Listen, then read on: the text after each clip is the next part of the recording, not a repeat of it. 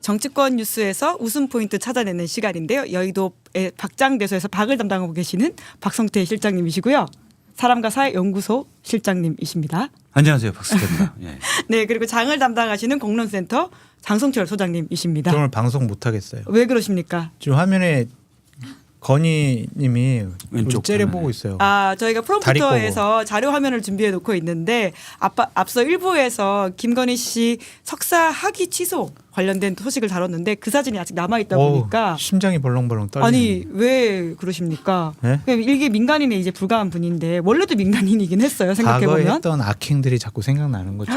사실 과거가 아니라 지난주에 장성철 소장님의 그 말씀으로 지금 유튜브계가 난리가 났거든요. 말 그대로 기다려 보시죠. 뭐 하여튼 평택에서 먹구름이 몰려온다라고 네. 하는 소식이 특검까지 가닿았는지 모르겠습니다. 네, 뭐 하여튼 여러 가지로 하여튼 일주일 내내 시달려 가지고 예.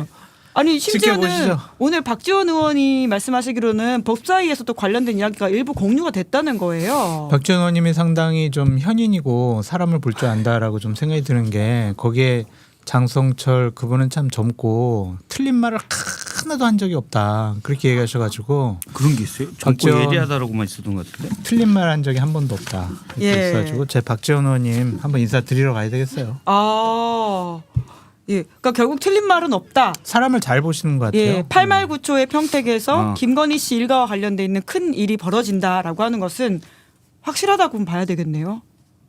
모르죠. 뭐 저는 뭐 그쪽에서 그렇게 얘기했으니까 그런 거죠. 오. 그 얘기가 있네. 그분이 한 얘기 중에 틀린 게 없어요. 그렇죠.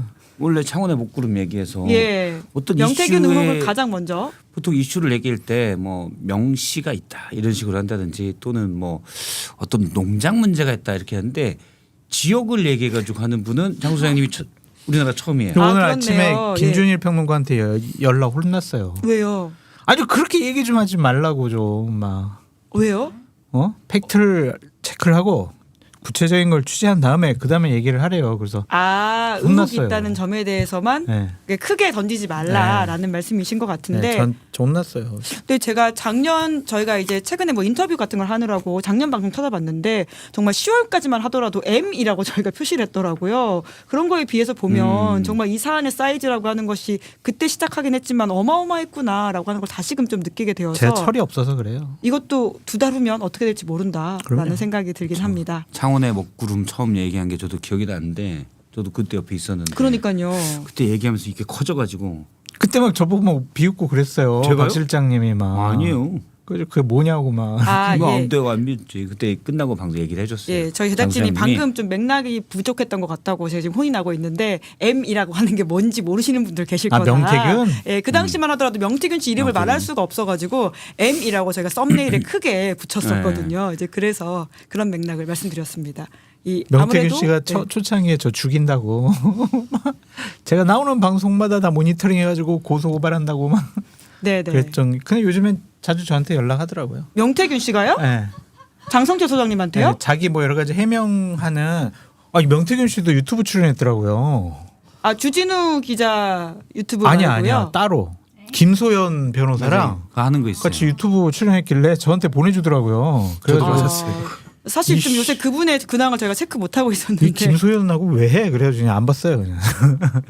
김소연이 저한테 막 장성철 걔는 막 이래가지고 나이도 생각해보니까 어려워. 그때 김소연 변호사가 처음에 변호를 했었죠. 네. 그래서 야, 정말 명태균 씨 이야기가 너무나 예전 일 같이 느껴지는데 심지어는 아직도 이게 얼마 안- 해소가 안 됐고 그치. 심지어는 관련해서 김건희 씨가 특검. 이 부분으로 수사를 받고 있지 않고 있다라고 하는 것도 다시 한번 특검에 짚어야 될 것 같습니다. 아이템으로 들어가 있잖아요. 특검의 수사 대상으로 들어가 있고 특검을 예. 제기하겠죠. 예. 근데 지금도 병원에 입원해 있지 않습니까? 도통 어떻게 수사를 받을 것인가에 대해서도 많은 분들이 좀 의아해하는 것 같아요. 괜찮아요. 병원에 입원했어도 나오라고 하면 되고 그래요? 안 나오면 잡아가면 돼요. 방문 조사를 하는 식으로 이루어지면 안 된다 이런 지적들도 있더라고요. 과거의 전례들을 지난번 어디 보도를 보니까 쭉 나오더라고요. 방문 조사를 하는 곳도 있고 상관없어 나와 무조건 그런 데도 있고 아파. 안 나오면 잡아간다 우울증, 쳐들어간다 이렇게 아파. 되니까 네. 나가야 아파. 됩니다. 그러니까 옛날에 그 어쨌든 피의자도 인권이 있습니다. 예, 영부인일 때는 경호처가 맡고 있으니 그런 게 물리적으로 힘들기가 있었지만 병원에서는 그런 게 없어요. 잡아 대신 뭐 어디 부러져 가지고 거동이 불편하다든지 혼수 상태에 있다. 아니 그러니까 잠에 깊이 취해가지고 그러면 좀 다르겠지만 그런 게 아니면 나오라고 하면 가야죠 뭐. 저도 인생이 우울해요. 근데 지금까지 나오라고 했을 때 안 가지 않았습니까? 그러다 보니까 여전히 법 위에 있다 이런 의심을 받고 있기도 보통 하고. 경찰에서는 3번 나오라고 안 네. 나오면 잡아가죠. 쳐들어간다. 지금 사실 윤석열 씨 같은 경우에도 3번이나 나오라고 했는데 안 나갔잖아요. 근데 아무 일이 아니라고 있지 않습니까? 신원식 전 장관을 보내야 된다니까. 안 나오면 쳐들어간다. 뿡짝짝 뿡짝. 네, 오늘 좀 다양한 밈에 대한 이야기들이 많이 나와서 좀 설명을 해드려야 될 것 같은데. 아니 예. 그 방금 전에 뭐 김은지 기자님도 받으셨겠지만 김건희 씨와 관련해 가지고 정보지를 하나 딱 보내더라고요. 아는 저한테 원래 정보를 주는 분이 받으셨어요? 어떤 내용입니까? 지난주에 그 한 유튜버니까 서정욱 같아. 한 유튜버랑 당협위원장이 찾아갔대요. 예. 찾아가 가지고 막 여러 가지 얘기 나누다가 김건희 씨가 우리 이제 어떻게 하면 좋겠어 그랬더니 병원 입원 가지고 안 됩니다. 망명을 하셔야 됩니다. 그랬다가 바로 쫓겨났다. 그러한 이거 못 봤어요. 정보지를 방금 전에 대기실에서 받았습니다. 아니 근데 그 서정욱 변호사는 취재가 가능하시잖아요. 네. 혹시 물어보셨습니까? 안 물어봐도 돼요. 걔 뭐 맨날 뭐 거짓말하는데 뭐. 지가 뭐 생각하고 싶은 대로 하는 친구인데 냅둬요 그냥. 아, 여튼 지금 이게 만약에 사실이라면 좀 충격적인 이야기이긴 하거든요. 말씀처럼 망명을 해야 된다. 밀항하라고 조언 했다가 받으셨죠? 예, 네. 지금 받았는데 굉장히 김건희 씨한테 이렇게 소위 말해서 욕을 먹고 쫓겨났다 그렇죠, 이런 그렇죠, 내용이거든요. 서 가능한 변호사도 이야기입니까? 서 변호사도 며칠 전에 갔다가 5분 만에 쫓겨났다라고 뭐 그렇게 직접 얘기를 들으신 이야기죠. 본인이 그렇게 얘기를 했대요.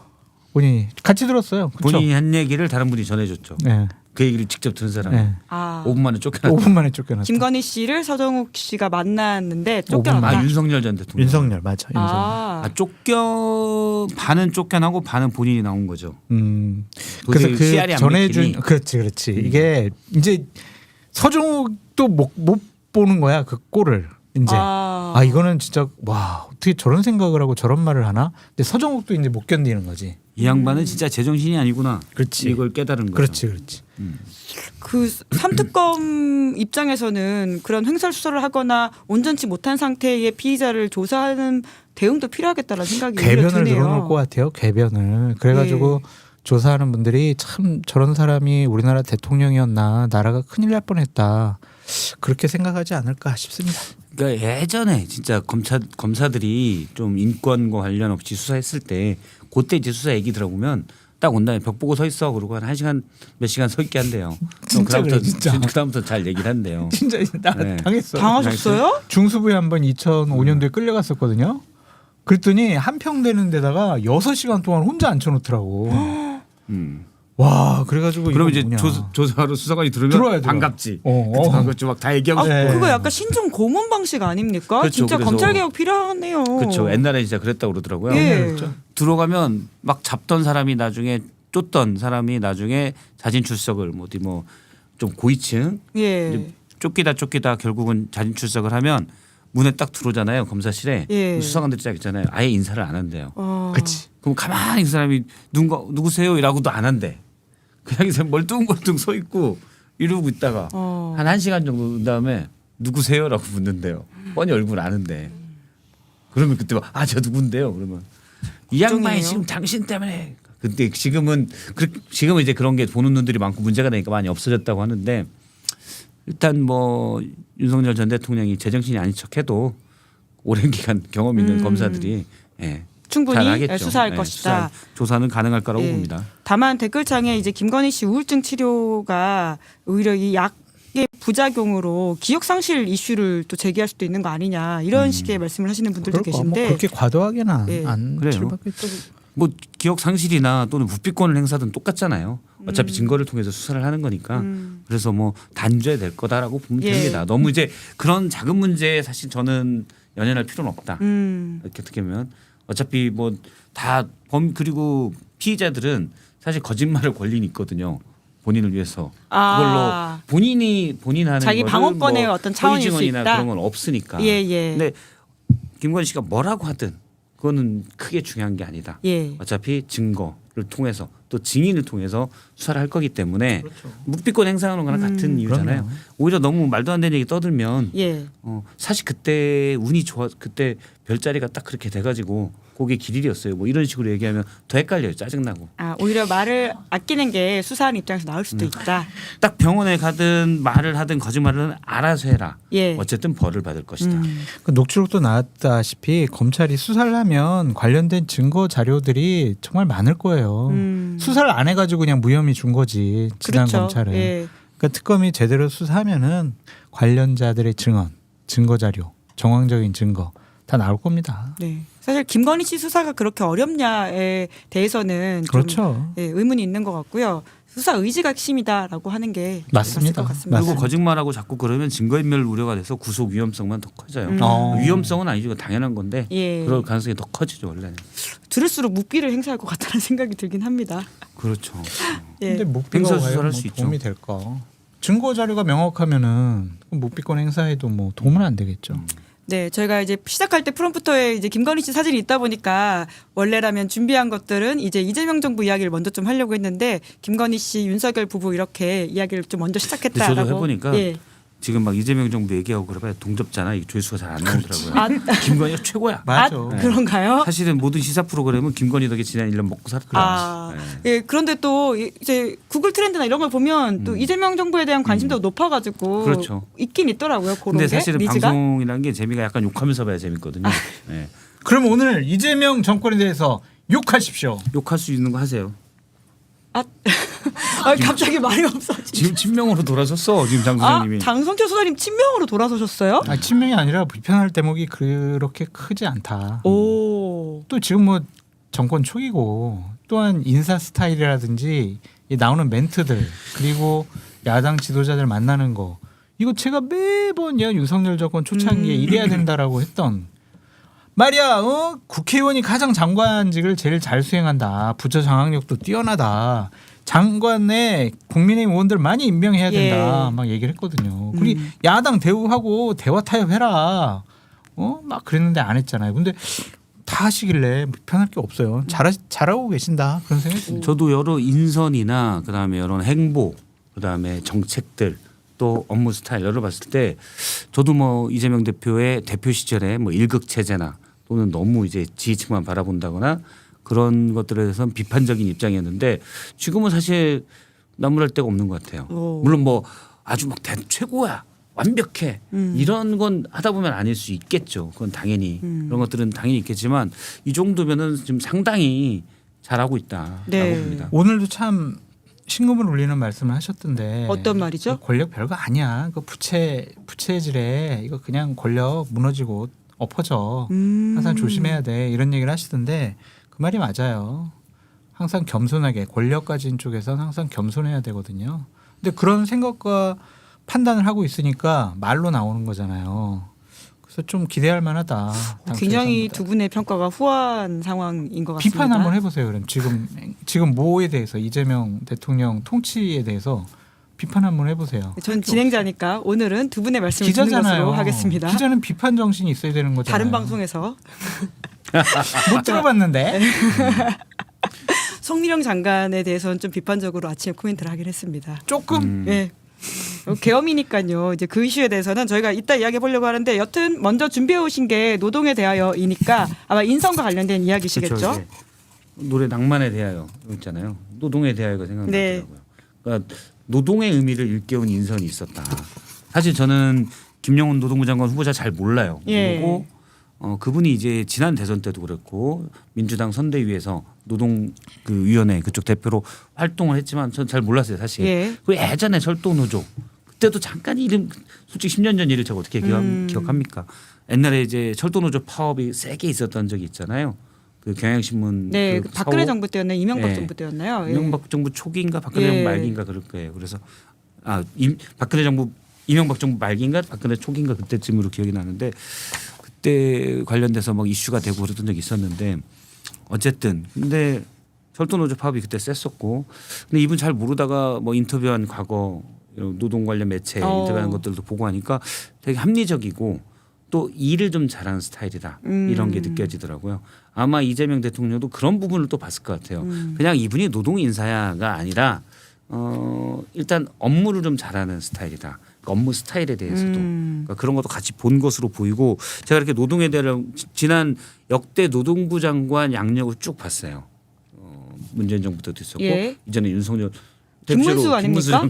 김문수 장관이 있었고 그리고 그 전에도 쭉 제가 한 뭐 15명 정도 쭉 봤거든요. 예. 문재인 정부 그다음에 박근혜 정부 이명박 정부까지 쭉 봤는데 한 60% 70%가 노동부나 또는 옛날에 보건복지부 또는 기재부 공무원 박재환 전 부총리도 노동부 장관을 했었어요. 아 그렇네요. 임태희도 했었고 예. 그 제일 많고 그다음이 정치인 출신. 관료 출신들, 네. 정치인 출신들. 그러니까 관료 출신이 제일 예. 많고 정치인 출신 그다음에 노동 관련 학자들 교수나 이런 학자들이 있었고 근데 이분야말로 찐 노동자 출신이잖아요. 그냥.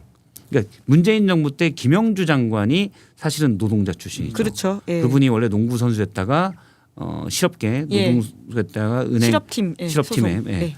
실업팀 소속 농구 선수였다가 은행에 예. 있었는데 거기서 노조를 하다가 나중에 사실은 정치인을 오래 하고 그러니까 사실은 노동자 출신 정치인인 거죠 어떻게 보면.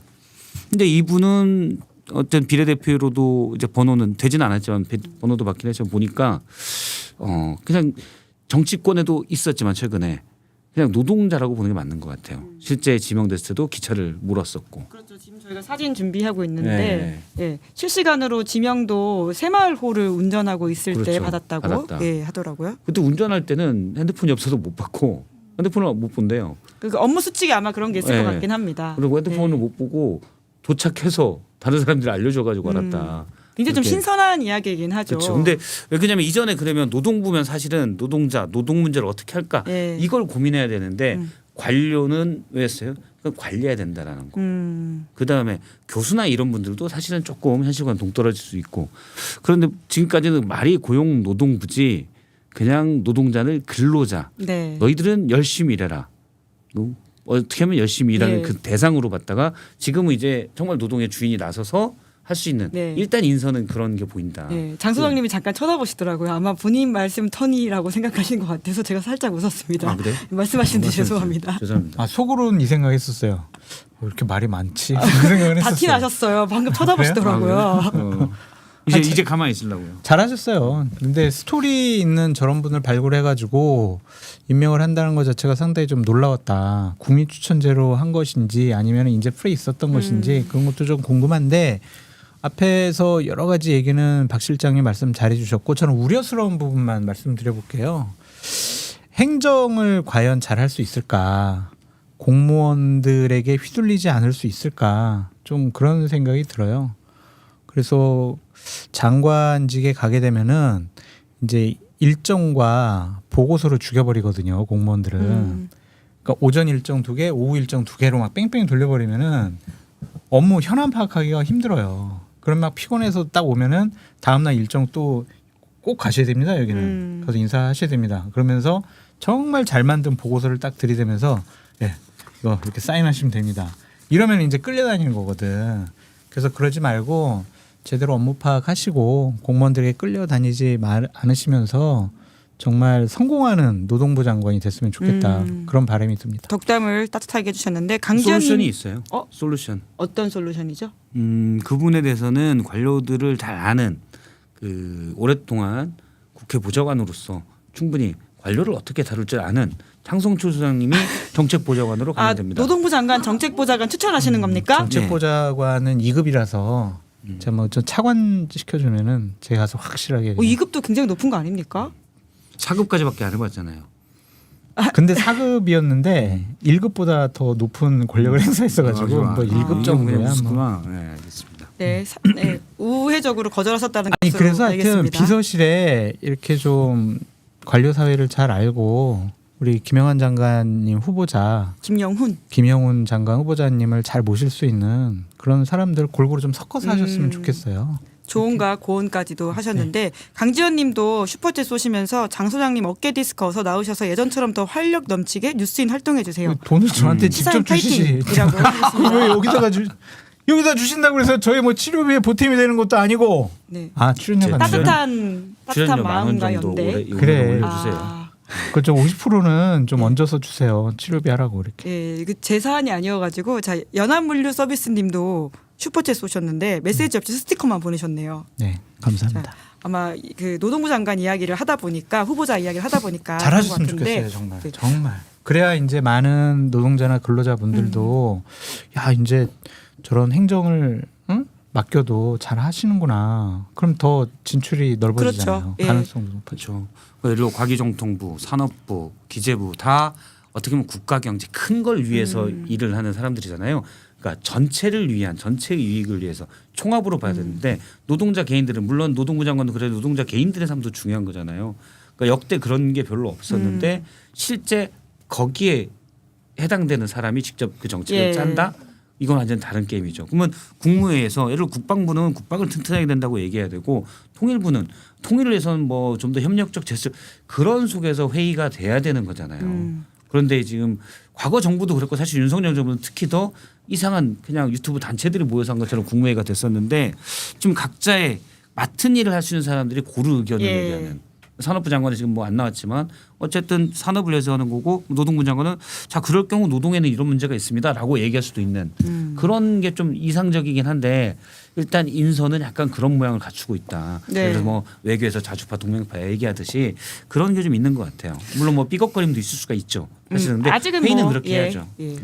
근데 뭐 이렇게 여러 사람 얘기 들어가지고 대통령께서 올바른 판단 내리시면 되니까 많은 다양한 진영을 골고루 섞어놓고 이념도 다른 분들 얘기 다 그렇죠. 들어보는 게 훨씬 좋아요. 윤석열 정권 그냥 윤석열 얘기만 들었잖아 사람들이 머슴처럼. 그러면은 나라가 돌아가지 않죠. 그리고 전 이번 인선이 대단히 잘 됐다고 생각되는 게 뭐냐면 네. 두 분 정도는 제가 정말 친해요. 제가 친한 정도는 예, 저희가 사진을 준비했는데 앞에 그 손잡이가 있거든요. 손잡이가 아니고 뭐라고 하죠? 이 네. 누군지는 얘기 안 할게요. 맞출 수 있을 것 같은데요? 두 분 정도는 제 친해서 권오을. 제 친한 정도는 같이 앉아서 이제 둘이 앉아서 밥을 먹을 정도 아니면 통화할 정도 예. 두 분 정도는 그런 정도 되고 세 분 정도는 저랑 안면도 있고 얘기를 나눠봐가지고 언제든지 연락하면 좀 전화도 받고 만날 수도 있는 그래서 아주 정말 잘하셨다. 윤석열 정권에서는 제가 아는 장관들이 별로 없었는데 일단 오히려 국가본부 보수 장관은 우파 뭐 정부였는데. 네. 갑자기 6.25 참전용사 되는 거 아니에요? 저요? 그래가지고 아니요. 죄송합니다. 네. 또 혹시 좀 눈에 띄는 분이 그러면 가까운 것 외에 그냥 지금 보시기에는 우선 11분 발표가 됐거든요. 아직 뭐 국토부나 행안부, 법무부 이렇게 주요 부서들은 덜 발표가 되긴 했는데 요 한성숙 중기부 장관 지명자랑 예. 네이버 출신이죠. 과기부 장관 지명자 예. 이 분들이 LG 출신? AI 예. 관련해 가지고 여러 가지 앞으로 대한민국 미래 먹거리를 살리기 위해서 정책적으로 많은 걸 할 거 아니에요. 장관 저 두 명만 해놨으면은 저는 이 인선은 정말 아무것도 할 수 없다라고 엑스표 쳤을 텐데 대통령 비서실에 AI 정책 수석을 하정우 또, 수석. 예, AI 전문가로 데려다 놨잖아요. 그러면은 관료들이 안 된다고 하더라도 대통령실과 장관이 호흡만 맞으면은 예산이라든지 법률이라든지 여러 정책 방향을 이끌어갈 수가 있어요. 예. 관료들한테 휘둘리지 않고. 그래서 저는 그 AI 정책 수석 비서관 그분의 역할이 상당히 클 것 같다. 이 행정반에서는 이 두 분이 그 역할을 실행을 하면은 예. 야 잘하면 옛날에 김대중 정권 시절에 벤처 육성을 하면서 대한민국 20년 먹거리를 마련했던 것처럼 AI 지금 우리가 늦었지만 지금이라도 준비하면은 좀 미래 먹거리 마련할 수 있겠다. 그래서 대단히 전 호평하는 진짜 그런 오늘 상황이에요. 너무 극찬을 하셨는데요. 그리고- 댓글에 친명이라고 아니 뭐 이제 친명 장성철 선생이라고 그러잖아요. 그렇게 딱 달렸어요. 억지로 혹시 깔 가셨어요? 필요는 없으니까. 그리고 장관 후보자들에게 정치인들 많이 임명하셔가지고 정말 잘하시는 거다. 좀 그래서 저는 이상적이에요. 사실 우리나라가 그 한 2000년대 중반 2005, 6년 이때부터 제조업이 쫙 올라가기 시작하거든요. 근데 그 뿌리는 김대중 정부 때 심었다. IMF라는 위기 그렇죠. 상황에 벤처 투자, 그다음에 대기업 구조 조정을 통해서 어떤 원래 물론 이제 뭐 공부로 따지면 쭉 하다가 퀀텀 점프할 수 있는 이게 쭉 누적이 된 것도 있었지만 네. 그걸 만들어준 게 사실 김대중 정부에서 그런 역할들을 했다라고 보는데 지금 이재명 정부가 생각하는 게 AI를 통해서 예. 그런 또 도약을 할 수 있는 어떤 뭐랄까 축적의 과정을 거치는 것 같다. 근데 이런 걸 알아야 돼요. 사실은 하다 보면 이게 뭔가 오바도 있고 실수도 있고 할 수 있거든요. 그런데 우리가 코스닥 이전에 저는 벤처에 큰 게 이제 99년에 코스닥 거품이었는데 그 당시가 아마 역대 본 최고 거품이었어요. 예. 그냥 인터넷 사업이다라고 사업 목적 추가만 하면 주가가 3일 상한가 가고 막 그랬었거든요. 거품이죠. 말도 안 되죠. 근데 항상 뭔가를 할 때는 오류도 있기 마련이에요. 그러니까 실수도 있고 그래야 뭐 새는 돈도 많을 거예요. 예. 사실 하다 보면 그렇게 되는 거지 그런 작은 걸 막 너무 두려워하다 보면 큰일을 못 해요. 그러니까 투자는 뭐 이쪽에 과감히 밀겠다. 예. 과감이라는 건 그런 걸 개의치 않겠다. 물론 뭐 아예 없어던 뭐 그렇다고 막 하면 안 되겠죠. 근데 그런 것들에 너무 발목을 잡히면 안 된다. 그런 생각을 합니다. 네. 댓글창에는 지금 또 코스피가 3,000을 넘었다. 주가가 3,100 넘었다라는 이야기를 하시는 분들도 계시는데 장성철 소장님이 호평이 이런 것과도 더 연관되어 있는 분위기인가라는 근데 생각이 많이 들기도 올랐는데 합니다. 제 거는 별로 안 올라가지고 그 오르긴 올랐죠. 조금 올랐는데 아유, 그럼. 내일은 제게 네. 많이 올랐으면 좋겠네요. 그래도 빨리 본전 찾아야 돼요, 진짜. 자, 얼른 넘어가실까요? 이제 그러면 예. 덕담 한번 해줘요, 왜? 아니 박성태 실장님은 주식 고마워요. 안 하시는 걸로 알고 있는데. 저 해요. 예전에 한때 하시다가 안 하셨다고 하셨는데 다시 또 들어가셨나요? 저는 한 4, 5년 전에 쭉 묻어놨죠. 4년 동안 묻어놓은 제 거. 기억이 왜곡됐었네요. 네. 거래를 한 번도 않고 4년 동안 묻어놓고 많이 올랐었거든요. 그때 팔았어야 되는데 안 팔았다가 다시 떨어졌어요. 이번에 또 어떻게? 예. 그리고 다른 걸 또 묻어놨는데 떨어졌다가 지금 예. 다 해서 한 3% 올랐나? 예, 두 분에 대해서 많은 걸 알게 되는 시간인데 넘어가실까요? 그 박성태 실장님이 또 경호처 관련된 이야기를 하셨던 게 화제던데 화제예요. 어디서 했어요, 이게? 정치인싸에서 장성철 소장님 이제 빠지셨을 때 하셔가지고 리액션 좋아요. 예. 궁금해요. 빨리 얘기해 그러니까 주세요. 보통 대공포를 지금 궁금해서 쏘라고 하는 너무 미치겠어요. 것은 빨리, 좀 빨리. 차원이 다른 이야기인 것 같거든요. 빨리 해줘. 제가 그 빨리, 표현은 빨리, 나중에 빨리. 저도 기억이 명확히 안 나서 그런데 그때 이제 1차 체포영장 집행 막히고 그다음에 경호처 간부들을 불러놓고 윤석열이 식사할 때가 있었거든요. 식사하면서 이 녀석들 잘했어 잘 막어 그러고 나중에 그때 당시 뉴스에 경호처 직원들 또 경호 부대가 막으니까 관제 진입을 다 막으니까 뭐 아이디어 차원에서 나왔던 얘기들이 헬기에서 위에서 들어가자 막 이런 얘기들이 나왔었잖아요. 예. 네. 그러니까 그 집행을 하기 위해서 네. 공수처와 경찰이 헬기로 들어갈 수도 있다라는 위에서 아이디어 하늘에서 차원. 그렇죠. 그런 예. 얘기도 막 나오는데 그걸 윤석열 당시 대통령이 언급을 하면서 그렇게 온다고 막 그런 얘기도 있는데 그러면 그 뭐냐 대공포 이런 걸로 다 쏴버려 이랬다는 거예요. 근데 그게 가능한 경호처에 이야기입니까? 대공포가 있는 뭐 예. 포는 있어요. 근데 대공포가 있는지 모르겠고 그게 이제 포로 쏴라는 건지 총으로 쏴서 위에서 오니까 떨어뜨리라는 얘기인지 그거는 사실은 정확치는 않아요. 근데 위로 쏴서 떨어뜨려라 예. 그런 표현을 제가 대공포로 들은 것 같은데 근데 뭘 해도 총으로 쏴서 이야기가 떨어뜨릴 수 그렇죠. 예. 근데 그걸 듣고 그 자리에 참석한 사람들이 이거 진짜 미친놈이구나. 예. 그래서 그때부터 내부적으로는 사실은 어떤 집단적인 반발이 나오기 예, 시작했어요. 더 이상 윤석열 씨를 따라서는 안 된다. 그렇죠. 이런 분위기가 형성됐다. 그랬다고 그러더라고요. 그때 왜냐하면 사실 우리 그때도 제가 뭐 얘기한 적 있지만 335 모여서 윤석열 뭐 이런 경호처 직원들도 사람이잖아요. 야 이거 말이 돼? 잘못하면 우리랑 경찰이랑 총격전할 수 있겠는데 335 모여서 뭐 대포집에서 술 한잔하면서 뭘 하면서 걱정도 많고 또는 자기 가족들이랑 얘기할 때 가족들이 다 걱정하겠죠. 그럼요. 뭐 설마 그럴 리 있겠어 하지만서도 걱정이 있잖아요. 근데 그게 공개적인 반발로 나오기는 경호처 특성상 상당히 어려워요. 근데 그게 윤석열 전 대통령의 그 말이 사실 트리거가 돼서 몇 명이 이제 공개적인 더 이상 따르면 안 된다. 성명서도 준비하자 이런 얘기들을 이제 하기 시작한 거예요. 아니 근데 대공포를 쏜다는 자체가 현실 인식도 너무 부족한 것 같고 가능하지도 않은 이야기를 저렇게 한다는 게 군대를 안 갔기 때문에 대공포에 대한 개념이 없을 수도 있고 근데 제가 정확히 기억이 대공포로 들었는지 하늘을 뭘 쏴서 하늘을 떨어뜨리라고 했거든요. 근데 뭐 총 쏴서 떨어뜨리는 얘기는 아니었고 다시 전화해서 그러니까 뭐 물어봐요. 대공포 같은 거겠죠. 다시 전화해서 물어봐요. 이 부분도 수사 대상이 되지 않을까라는 생각이 들기도 합니다. 참고인 조사 가야 되겠네. 박성태 실장님. 그 얘기해줘 뭐 괜찮아요. 나도 몇 번 가야 될 것 같아 보니까. 아니 몰라요. 여러 가지 얘기했으니까. 명태균 씨 건 관련해서요? 아니 몰라요. 지금 두 분 다 특검의 참고인으로서 특급 도우미 역할을 하실 수도 있다라고 하는 실시간 소식을 전해드리면서 아니 안 간다고. 할 수도 있다. 병원에 입원할 거예요. 난.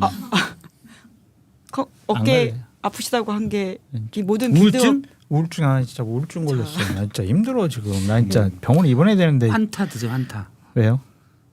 한타 네, 광고 보면 지금 한타 먹고 신나더라고. 그 설탕 너무 명의 많이 이름을 들어가잖아요. 말씀하시는 것 같은데 진짜 우울증으로 아프고 괴로운 사람들한테 맞아요. 이게 참 하긴 그렇죠. 된다는 게 그러니까 김건희 씨가 참 여러모로 좀 문제적인 행동을 했다는 생각이 우울증이 듭니다. 상당히 심각한 병인데 예, 예. 물론 김건희 씨도 우울증이 있을 것 같아요. 진단을 어떻게 받는지 모르지만 있겠죠. 본인으로 이제 받았다고 하지만 상황이 사실은 뭐 좋진 않겠죠. 저 같아도 우울하죠. 그 상황이면.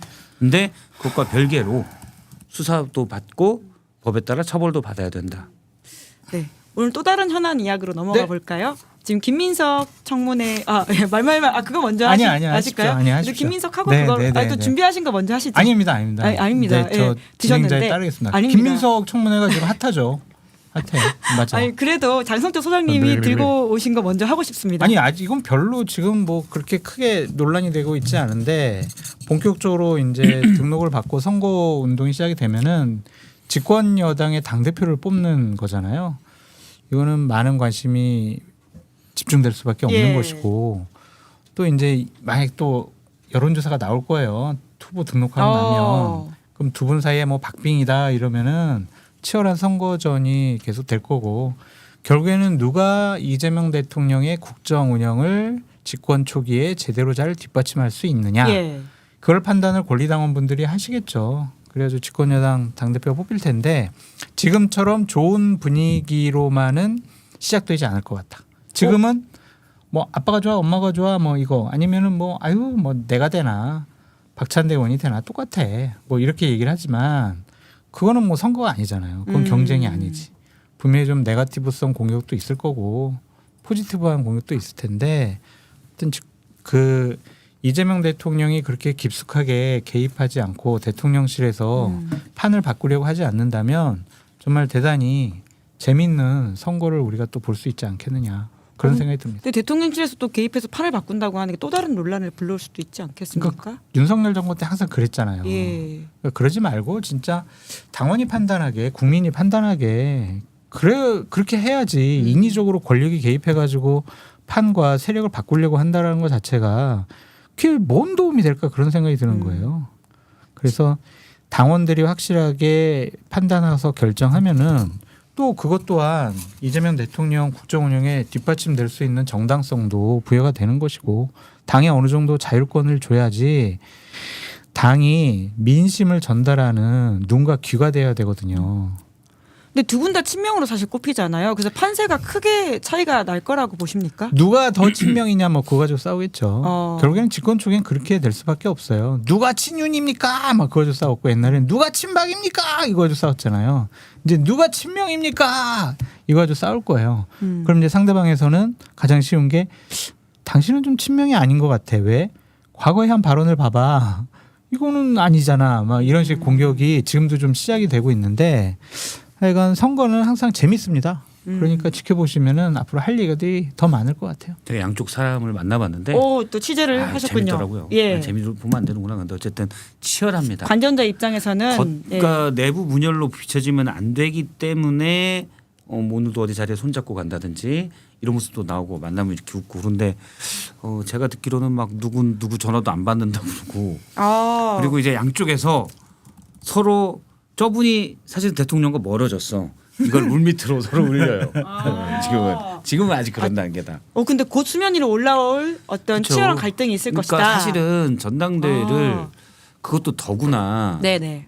이재명 대표의 사실은 거의 독보적인 리더십, 주도권 이게 대통령으로 일단 가버렸잖아요. 예. 그 다음에 당을 누가 주도할 거냐 이게 첫 시금석이거든요. 치열할 수밖에 없어요. 그래서 절대 깨서는 안 돼. 몇 가지만 딱 지켜라. 이렇게 해야지 사이좋게 해라. 어차피 안 돼요. 네. 8월 2일까지 아직 레이스가 남아 있으니까 이야기는 계속해서 해보도록 하고요. 방금 들어온 속보가 있어서 전해드리면 내란 특검에서 윤석열 전 대통령에 대한 체포영장을 청구했다고 합니다. 이렇게 되면 이제 강제로 이제 수사를 받는데 윤석열 씨를 데리고 가는 상황이 해야죠. 되겠네요. 네, 체포되죠. 체포는 걱정할 것 없다라고 하는 게 두 분의 말씀이시고 그런 다음에 이제 48시간 안에 어떻게 해야 될지가 결정이 될 것 같은데요. 청구. 그러면 다음 주 중에는 구속되는 윤석열 씨를 볼 수도 있겠다라는 생각이 드네요. 그렇죠. 제가 지난주에 그 김용현 전 장관에 대한 추가 기소했었잖아요. 추가 기소하면서 다시 이제 구속 또 구속영장도 청구해서 예. 영장 실질하고 그게 이제 내일 나오잖아요. 결과가 내일 나올 건데 그다음 그때 얘기할 때 제가 다음 주면 윤석열도 들어갈 수 있습니다. 아, 근데 오, 왜냐하면 조은석 특검을 아는 분들이 다 저렇게 예, 얘기하더라고요. 예. 클라우드 장만이 아니고 이제 클라우드 아니 박인가요? 이거는 누구나 다 알 수 있는 거죠. 왜냐하면 우측 1차로에 있는 차가 우회전할 거 아니에요. 똑같은 거예요. 네. 아 우측 끝차로에 있는 차는 우회전, 좌측은 좌회전 똑같은 겁니다. 그래서 이건 예정된 수순이다. 조은석 특검이 그러니까 김용현 전 장관에 대해서 추가 기소할 때부터 예. 아는 분들이 딱 얘기하더라고요. 이 조은석 스타일이다. 오. 허를 찔러서 압박을 해버린다. 오. 그러면 윤석열 전 대통령에도 절대 시간을 안 줄 거다. 예. 네, 그 얘기를 하더라고요. 그래서 박지원 의원님이 최근에 이제 한 방송에 나가서 이런 얘기하셨죠. 박성태 평론가 젊은 아주 예리한 사람이기 때문에 그분이 한 얘기 틀린 게 없어요. 특검에서 다 밝혀질 거예요. 이런 식의 얘기를 하셨습니다. 지금 박성태만 장성철로 바꾸면 되도록 해서 박지원 의원님이 나를 이렇게 평가했어라는 걸 한 번 더 언급하는 아니에요. 방송 천재라니까. 박 실장님 진짜 참 예측력이 상당히 뛰어나고 아유. 그 예측력은요 다 정보에서 나오는 거예요. 아, 역시 취재를 열심히 해서 나오는 창원의 먹구름 분석이다. 많은 사람들 만나고 얘기 듣고 그로 분석하고 얘기하는 예. 거죠. 예, 참 배울 점이 많은 분이에요. 그러다 보니까 제가 두 분의 아무 목소리를 근거는- 다 귀 기울여 듣고 있다라는 말씀을 드리는데 근데 막 뒷조사하는 것 같아. 막 정치인 싼 것도 아까 막 띄우고. 정치인사는 뒷조사가 아니고 앞조사 아닙니까? 그냥 그렇죠, 앞조사죠. 만방에 모두에게 하는 방송이기 때문에 아니, 열심히 우리 다 뒤에서 모니터링하고 그냥 있습니다. 뭐 한국일보에 나온 것도 막 써놓고 막 예. 조심해야 사실 되겠네. 그렇잖아요. 그러니까 취재, 모니터링. 현실이 이렇게 있으면 그 현실 속에 있으면 앞으로 뻔히 바뀔 건데 그걸 예상을 못 하잖아요. 지금 윤석열, 김건희가 그런 상태예요.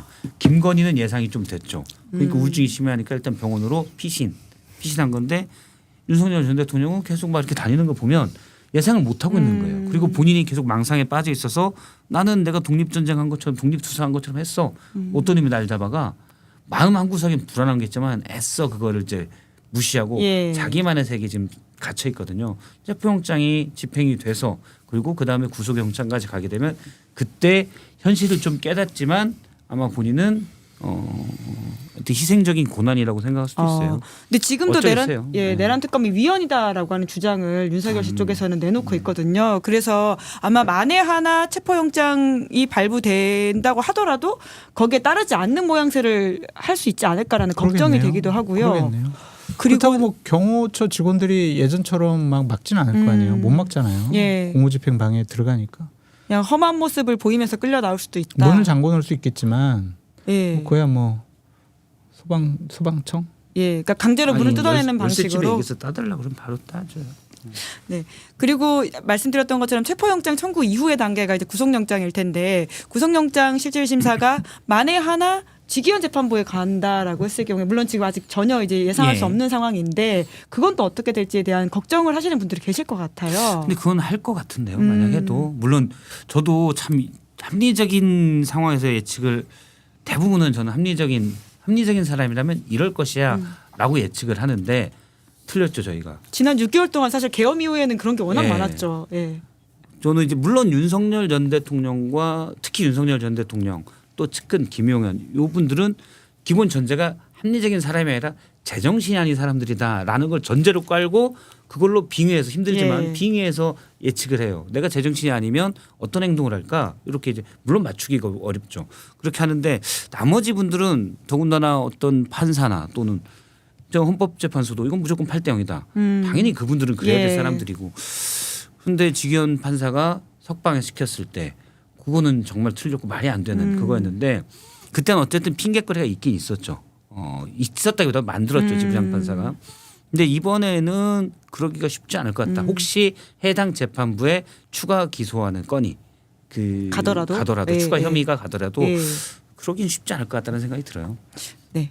다음 주에도 상황을 저희가 열심히 지켜보도록 하고 아까 이야기 드렸던 오늘 있는 김민석 그 총리 후보자의 청문회에 대한 이야기로 그럼 잠깐 해보면 좋을 것 같은데 오늘 내일로 예정되어 있고 그리고 증인 없이 진행되고 있어서 오히려 좀 집중을 주진우 의원이 받는 모양새 같기도 하던데요. 그러니까요. 어떻게 보십니까? 그건 좀 옳지 않은 것 같아요. 청문위원이잖아요. 그렇다고 하더라도 민주당 의원들이 동료 청문위원을 그 공직에 나간 것처럼 검증하고 문제 제기하는 것은 과연 같은 국회의원으로서 그게 맞는 것이냐. 김민석 후보자는 국무총리라는 공직이라는 것에 임명을 받은 거잖아요. 그러면 그거에 대해서 적절하냐, 그것이 정책적으로 적절하냐, 도덕적 윤리적으로 적절하냐, 문제가 없느냐, 그건 당연히 검증 과정을 거쳐야죠. 근데 그런 식으로 이제 문제 제기하는 쪽을 공격하는 것은 아무리 생각해도 좀 옳지 않은 것 같아요. 그러지 마시고 그냥 김민석 후보자가 그냥 제대로 여러 가지를 차분하게 설명할 수 있도록 기회를 주시는 것이 맞지. 저게 또 전례가 되면은 또 언젠가는 정권 바뀌어서 또 저렇게 되면 또 문제가 있는 청문위원 공격하고 그거는 아무리 생각해도 아닌 것 같습니다. 그래서 차분하게 청문회 잘 진행되도록 민주당 의원분들이 협조하는 게 맞아요. 왜냐하면 권력을 가진 쪽은 항상 겸손해야 돼요. 제가 김민석 후보자 비판을 처음에 이제 하다가 뭐 청문회에서 해명하겠다고 그래서 지켜봤는데 한 가지 꼭 문제는 삼아야 될 것 같아요. 이분이 꼭 이제 어떤 기자분들이 약간 불편한 질문하면 어디 기자세요라고 막 물어보더라고요. 그건 옳지가 않아요. 그냥 친절하게 대답을 하거나 아무 말 않거나 아니면 청문회 때 설명해 드리겠습니다. 이게 맞지. 그럼 어디 기자 알아가지고 보복할 거예요? 그러면은 뭐 보수 쪽 매체면은 대답 안 할 거예요? 그건 아니잖아요. 그러니까 차분하게 설명하시면 될 것 같아요. 저도 그 말에 장 소장님 그 말에 동의해요. 예. 일단 너무 저도 주진우 의원 별로 안 좋아해요. 별로 안 좋아하는데 그렇잖아요. 이분이 윤석열 전 대통령 캠프에서 도이치모터스 주가 조작 의혹 이런 거 다 해명자로 만들었던 예. 그 해명을 하는 법적 대응을 했던 분이에요. 예. 뭘 잘했습니까? 그리고 돈도 많더만 부럽게.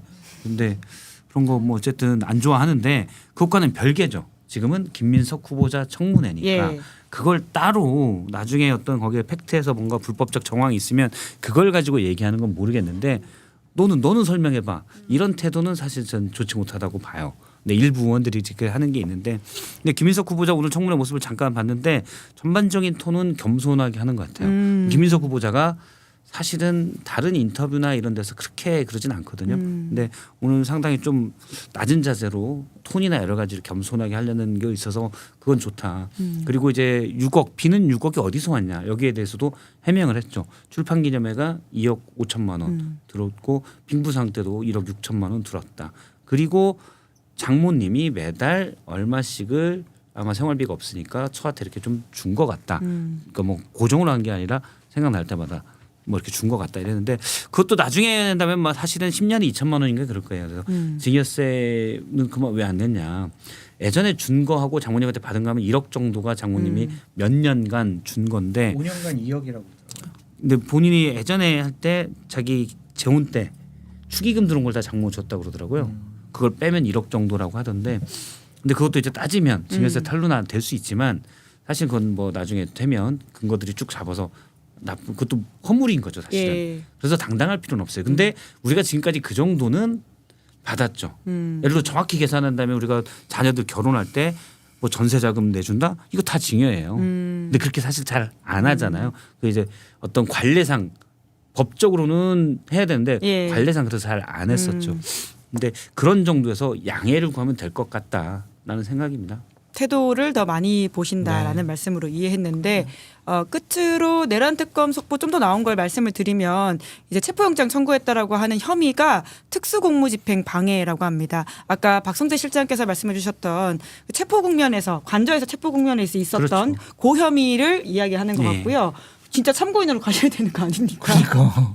제가 갈 만한 사람 소개시켜 드릴게요. 제가 들은 얘기니까 그분이 가면 될 것 예. 같아요. 네. 굉장히 중요한 그 혐의를 엄밀하게 검증하기 위해서는 그 당시에 윤석열 씨가 어떻게 특수공무집행 방해를 했는지에 대해서 그렇죠. 좀 밝혀져야 되는 게 있는 것 일단 같고요. 총을 쏴서라도 막아라는 얘기가 나왔었고 이미 그렇죠. 그 보도도 뭐 다 녹음도 됐었죠. 있다는 거 아닙니까? 그렇죠. 예. 나왔었고. 아 문자인가요? 예. 네.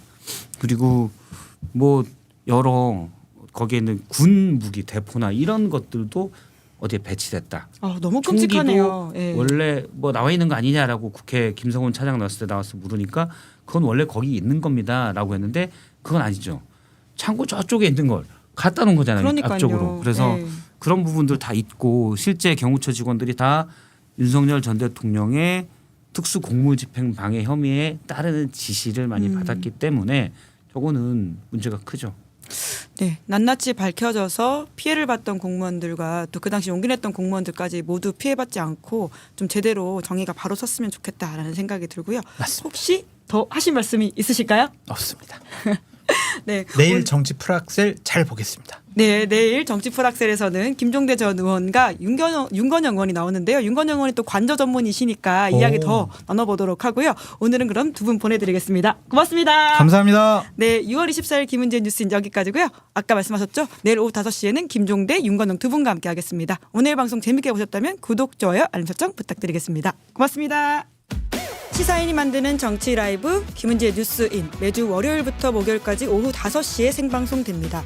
구독, 좋아요, 알림 설정으로 함께해 주시면 큰 응원과 격려가 됩니다.